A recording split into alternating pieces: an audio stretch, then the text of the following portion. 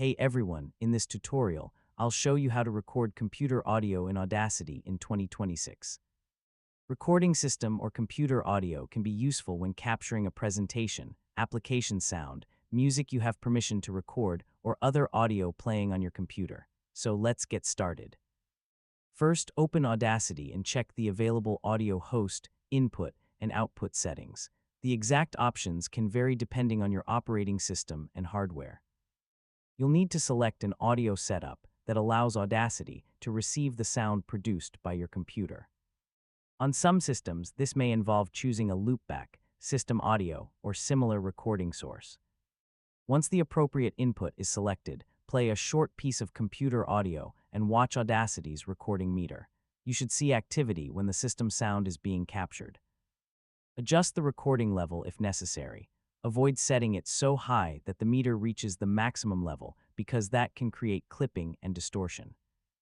Before recording something important, make a short test. Play the same computer audio you want to capture and then stop the recording. Listen to the test track and confirm that the captured audio sounds clear. If you only hear silence, check the selected input and audio host again. On some operating systems, you may also need to review privacy or audio permissions. Make sure Audacity is allowed to access the required audio devices. When everything works, start a new recording and play the computer audio you want to capture.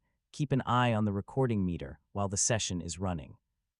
When finished, stop the recording and review the captured track. Trim unwanted silence or other sections if necessary. Keep in mind that you should only record audio you have the right to capture and use. Copyright and privacy rules can apply depending on what you're recording. Once the recording is ready, save your Audacity project and export the audio in the format you need.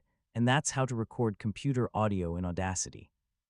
Choose the correct system audio source, test the signal, monitor the level, and review your recording before exporting.